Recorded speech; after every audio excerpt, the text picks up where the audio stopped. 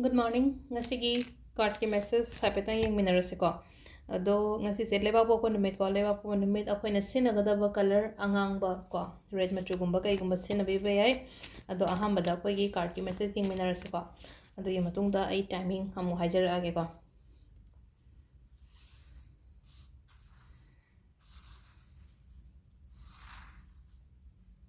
Sidagi card ahum katang lutho ase ko. Tigi lutho ko dumaina card number 1, card number 2, card number 3. 1, 2, 3. Sidagi ang makanbirase ko.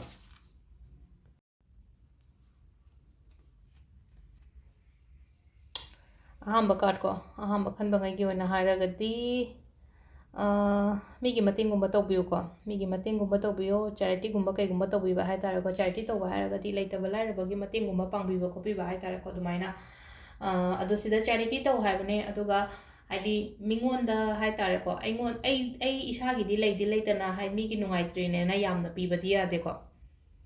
akoida sometimes aigi friend circle dai ni khangde aigi mari mata dai ni khangde hangakpa yawina ko haidi nungaitrine aduduna ai mi atopa amadagi mathang toraga haidi magi semta mating pangbigi adumbadi tawba yade ko aingonda areibado adude kitang puthoga mingonda mating pangu haiba nateba mathang haidi aigi keno do hen aigi keno do hai tare ko hendok thoidokna adumba pangbadi yade aduga angamba khara khatang tawbiyo ko balance toraga migi mating pangba hai tare ko migi damakta keno tawbiba ani shubasina ko pot ani da kaigumba chamamnaba leiragadi ko sum ngasigi oina haragadi pot hari thabak ani harasi natraga mi ani na harase bako thabak ani natraga mi ani si number 2 khanba ngai geni ko ina haise thabak ani natraga mi ani gumba da chamamnaba ga leiragadi ko khwaidagi ai sum ngatang meditate gumba tawraga hadi mishalaga haipetang khanbiyo ba ai si karambana aingonda hena kanagadage karamba mi sina haide aingonda kyam ma sina ai gi damakta kyam keno toroke kholake hadi phajana wakhan khandara matungda hai tare ko aduda hadi decision do lepi ba haida AC mi sigo oina loinage natraga sigi thabak se oina tawge habada ko thabak oiro natraga mi oiro ani gumba lakpa matamda phajana khandaraga ko ahum subase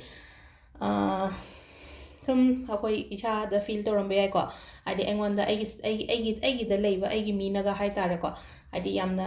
dominate gumba toroko khopa adumaina gumba oiba yai leiba yai aduduna ko hadi adumaina haida aina keno ma tawge haiba matamda hadi aigi mi na akoi mi na hai tare ko hadi dominate tawba haragadi oiroi kholoi kaina adumaina ga hairappa khopa adumaina toragadi kai kamain tawbigadage hai kansida akoigi wari sanawo ko wari phajana sabiyo understand ta holo moida aina tawdoriba thabakse sisiniko haibado adain toraga hai tare ko moida ahanaman hai tare ko sida hai tare ko haidi sida ahan gi symbol oina oidra mi se haidi makoi angau go chomaga adu sida ko ahanaman hai tare imungi oina ai gi mathak thongba hai tare ko haidi moina kai gumba maina haidi athingba gumba pibado khoina kenon taw matanda moida understand to holoba aina tawdori thabaksina chumme hairaga di moida gyan ta hanbada kaiba kemta leite no ko adu phajana wari sanaraga di dum yagani ba nangna tawni ba thaba ingkhang do natraga migi matang da oirasine ko adumaina adu sida leire khoi card ki message sina aduga afaba timing se ko pung 9 ga minute 10 dagina pung 12 ga minute 58 faung leire ko sisina ayuki ko